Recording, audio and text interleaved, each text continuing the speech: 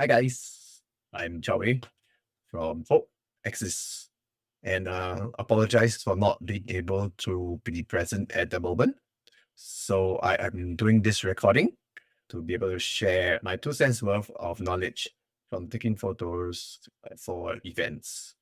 So right now we're on the topic of event photography, and since we are closing to the days of the conference, as much earthly knowledge I can share about the craft, I think God is still in control for everything that happens and when I take photos. So none of this will be able to be captured if God did not allow the events to happen, the expressions to happen, and everything that is possible for the photos to look good is all by God's grace. Yeah, so nothing is of my own efforts. I mean, the only thing I can do is just to my craft and knowledge of craft. And so yeah, I want to thank God for all these moments. And so without further ado, I think I will start to share about what I have gathered throughout these years. Let's go. Hi. Okay, so this is my first time doing this, yeah. So okay, let's start with this. Welcome again, and we're going to start talking about event photography. Okay, what is event photography? Okay, so dictionary base. Event. What is an event? A thing that happens or takes place, especially one of importance. Okay, so it's a planned public or social occasion. So basically, we are capturing moments when you're doing event photography, we are capturing moments, telling stories of what happened in a place. So as you can see, there's two very important words here, in moments and also place. Okay, so first I'd like to focus on the place. So the place. So what we do in the conference, we need to study the place first. Like, where are the locations for different things, like the flow of traffic, where are the people going to come in, where are they going to exit, where's the toilets, where is the different services happening, where the gates, okay? So where to stand. Okay, so like for example, if you know that the stage is there, where can you stand? At the back of the stage, in front of the stage? If you're standing in front of the stage, are you blocking anybody, the people in front? Or if you are at the sides, where can you be? Where can you aim where can you frame your shots? And on the towards the stage and also off the stage. Okay, so the event locations are important. So the where the intercessory locations is, where the backstage, the volunteer preps. Volunteer preps will be a good location to take photos of the expressions of the volunteers, especially those. It'll be a good memory for those who are new to serving in the conference for their first time. And of course, like every conference is different, not just only there, but everybody else as well. Yeah, where the volunteer relax area is, because there's definitely going to be a place for the volunteers to take a rest in between like the different timings. And also Hope Kids. Yeah, where is the Hope Kids happening? A lot of people always forget about Hope Kids. And where is the primary school? Where is the kindergartens? Where is all the toddlers? Where will they be? And they will all have like different plans and services and games and stuff. So there's a lot of opportunity for you guys to take photos of that place and of the kids and their expressions. Okay, where the Mandarin services, I'm thinking the Mandarin services will be around as well. So it's good to know where they are. And so you can not you can capture them before they get, kind of left out in the photos. Okay, so the other thing is when you're scouting, you might want to look out for the lights and where the lights are. So lights are really cool when you are able to capture the places in the location and together with the performances and so on. So where are the places that are brightly lit, where are they are like dimly lit, where the colors of the clothes. Oh yeah, so colors of the clothes is something that I look out for as well. For example, if the person is wearing something really bright and he's standing among people who are wearing dull colors like gray or black kind of thing. So these kind of things actually stand out, and especially when you take a photo. So yeah, also look out for like distracting signs, like this exit sign over here. I kind of like could have done some post editing from here. But yeah, so these things matter when you actually look at the photos. Also remember smoke scatters light, and there's a lot of smoke machine being used in conferences and stage performances as well. It helps to build the environment and ambience, and yeah. So these kind of things are environmental um uh effects or environmental atmospheres will actually help to make light look different when you actually capture your shots. Also take note of locations with reflections, like your windows or your floor. Some floors are shiny. So railings as well. Railings can be like flat railings, which are smooth, can also have some reflections. You can look out for reflections from there. And the materials as well. So if the materials are, let's say if there's a curtain nearby and the curtain is like red, so when light hits the curtains, there'll be a lot of red light like bouncing from the curtains as well.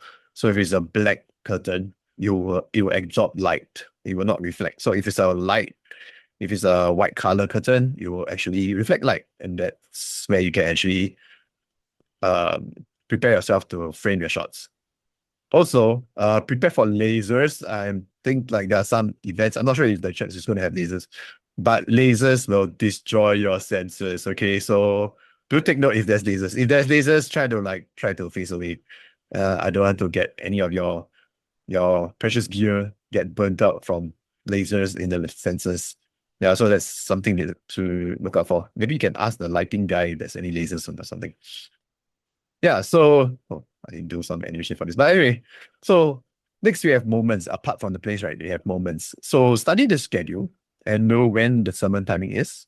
So you take photos of the sermon, the preacher, know when the praise and worship is. Maybe there's extended praise and worship, or maybe there's if there's I still remember that during Kingdom Invasion, there's a heavy biker, which has a lot of free worship, and there's a lot of healing during the free worship. So that happens. And so when that happens, there'll be a lot of moments where you can capture like the people on the floor. Yeah, so know when people have like a prayer time, especially. And also the break time, like I said, like that during the break time, you have like volunteers, or you also have like people walking out to take a break from from the auditorium, which is pretty cool. I'm pretty sure people like to go out because it's warmer out there. Yeah, and also during the times of preparation and rehearsals, this is actually really important because during those times, people, the performers are usually better because they don't have pressure from the crowd. When you have a performance to do, right? Usually there's a bit of a stage fright when the crowd gets too heavy. So during rehearsals, usually there's the best time to take photos because that will be their best performances. Okay, and that's a secret because I used to be in a band and perform on stage, so we always get the best performances during rehearsals. Okay, so so preparations, times, and rehearsals. That's very important. So next, we also have during the moments we observe the interactions of the different people. Imagine yourself as a participant. So what is the perspective? When you look at the photo, right, you want to see like you are part of the audience, you're in the activity. You want to be part of the action. So when you're in part of the actions, you see your friends in the left, your right. You can see their expressions when they are laughing, they are angry, their faces are distorted and all that kind of thing. So if you are in that area, so okay, over here there's three photos over here I can see, as you can see. So when you're in between, like you're in the same level as the kids, right? You are actually looking as though you are one of the kids, and you're looking through their eyes, and then you can see the activity, what they are doing. Okay, over here is on the left is more of like a perspective from the teacher. So the teacher is observing the kids of what they are doing. So when you capture this, right, you're like capturing the moment of the teacher, of observing like, how the kids are doing the activity, and for home kids. Then of course on the right is just like one of the audiences of the kids where they find something quite funny of from the screen or something. So you can capture all these, and do take note like Okay, so this is in the like video, like movie filming, right? They has this theory of the height differences of where the camera is being positioned and the audiences. So whenever you observe someone right from above, right, you will put the person in a higher authority, like looking down at you or looking down at the subject. So it's the same goes for like as a photographer, right? When you're capturing the people, you want to think about whether you are looking down as a kid as looking up at the teachers, or you are looking down as the teachers looking at the kid. For myself, I prefer to be in the perspective of the kids because when I capture the photos, so everybody will know how um the teacher's perspective will be because you are most of the time you are like standing up, right?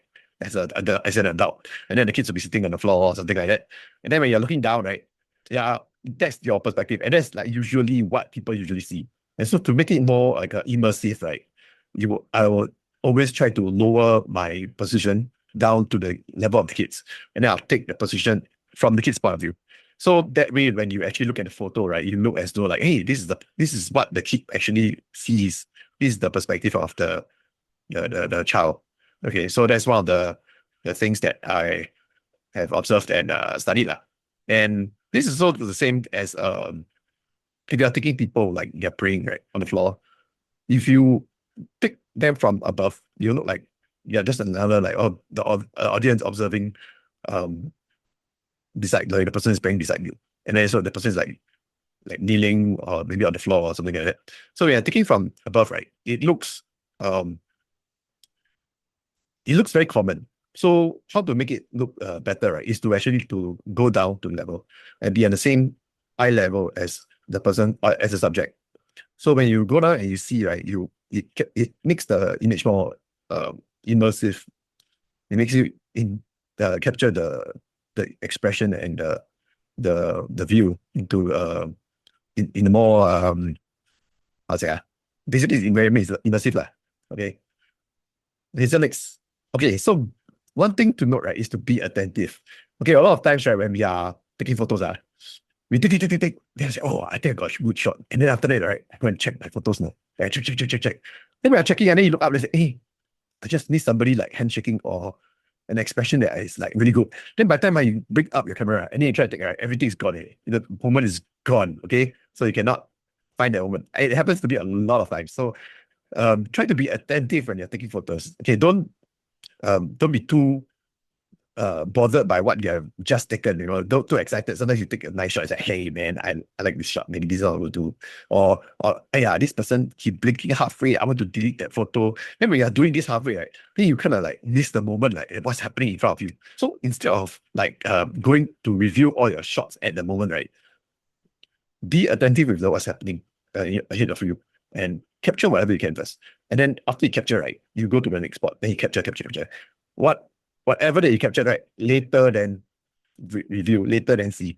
If you're doing film photography, you will not have issues like this because you will never be able to review your photos until the end and until you like wash your film, right? But nowadays, with digital media, like digital cameras, right, you can review anytime you want. Then you will always have a habit of trying to go and review your shots. Then it's kind of like sad if you actually miss something that's really cool. Right? So this photo over here is taken a pretty long time ago. Okay, so this is during the when we still have 5 p.m. and 2 p.m. service on Saturdays. I'm still doing that. Like young adults, I think. Yeah. So so this is all the moments that I captured. So it's like, wow, it's pretty difficult to capture this when the flag is in mid-flight, So I kind of like this photo.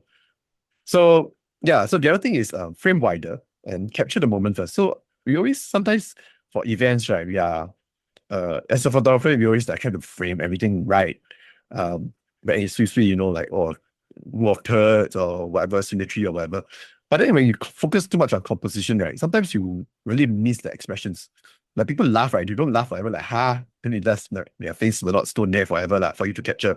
So this kind of moments, right, you might actually miss. So what I usually prefer to do is to frame a bit wider and capture whatever expression that you have first. Right, it depends on really what you're capturing at the moment. So if it's more of like a static shot, like somebody's like praying on spot or something like that, then maybe you can frame it a bit, but when you're, especially when you're taking frontal shots for like people's expressions, like when they're smiling, try to frame it like wider first. Or when they are playing games, frame it wider.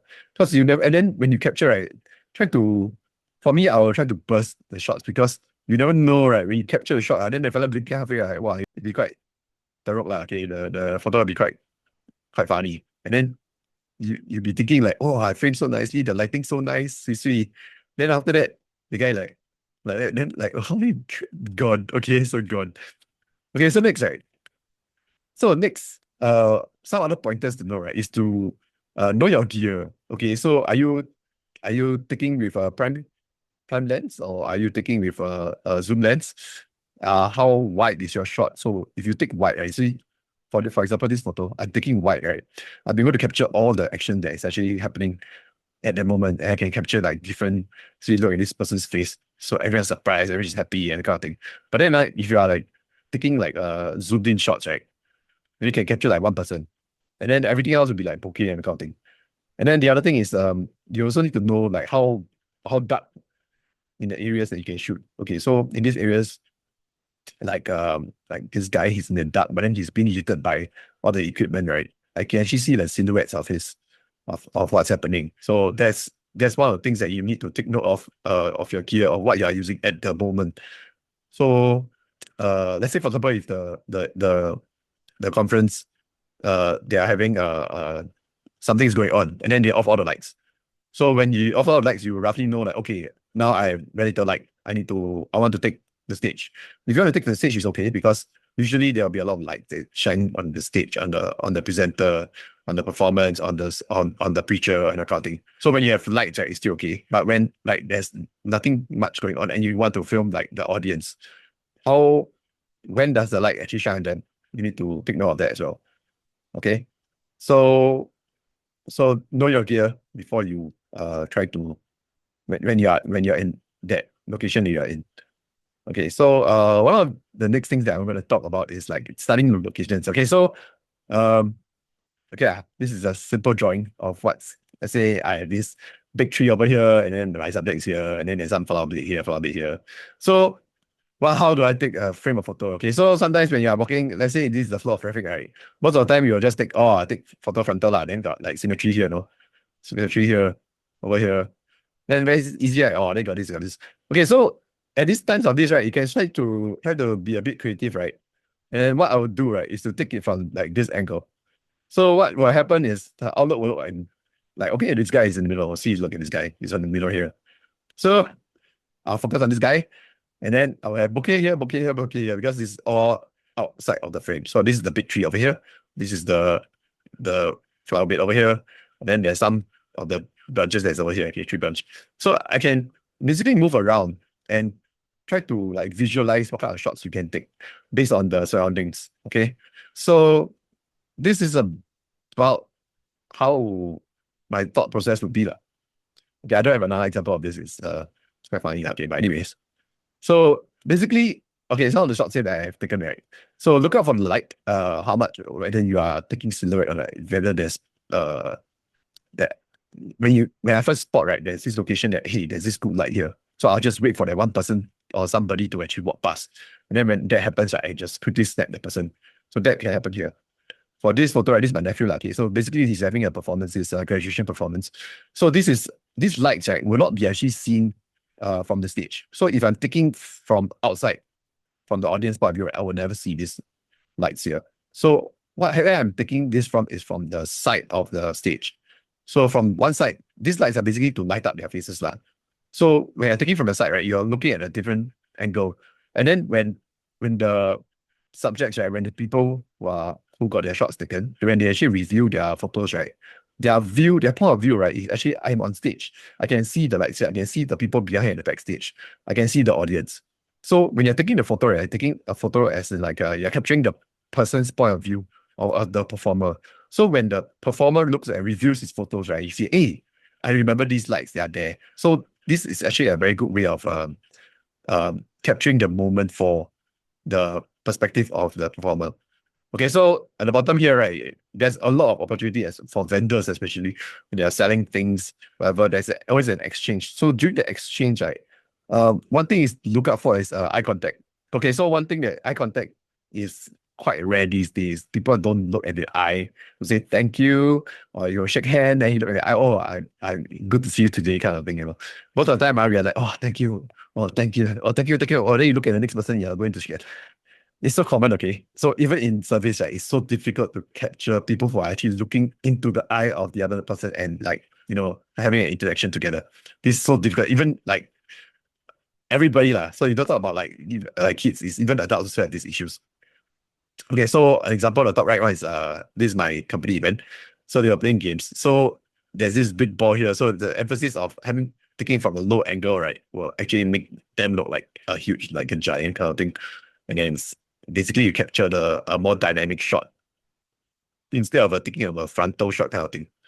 And then the bottom right is like, oh, look at this. It was during one of the STMs that I went to in Myanmar. So they were cooking something for all the orphanage. So these are the things that is behind the scenes. So you don't, as a photographer, you can walk around anywhere you like, right? So you'll be able to find all these places where audiences don't really see, but volunteers do. So I'm capturing this from the point of view of the volunteers or what people behind the scenes are actually doing. Okay, so like points like this, like okay, so when you see lights, like especially I like chase lights. Okay, so there's lights coming here from the side. So I just wait for the person to come in, like what I said just now. And then I just faster snapshot. Okay, so over here, there's lights here, and then see like, oh, there's two people walking, and then there's shadow here. Faster take a shot. So always look out for frames or opportunities for a shot to be taken from the point of view of where the lights come from. So, we all know that, in the dark, take photo and everything, ISO very high, then come grainy and that kind of thing. And then yeah, so there's one thing that I would actually look out for lah. Look out for the lights. Okay, so I guess this is my 2 cents worth of event photography, and I hope this will help. I think Jisoo or somebody else will be taking over from here, and hope this video helps you a bit. And one thing that I would and one advice that I see, if you have one shot and one opportunity to seize everything you wanted in one moment, would you capture it or let it slip? So this is by Eminem. Okay, not really great. So this is interesting. All right, guys. I hope this helps you in all the different photography adventures that you have for events and for other things as well in your journey. Okay, so thank you very much. It's been a pleasure for sharing my whatever that I have with you guys. And I hope you guys have a fun time for the conference. Yeah.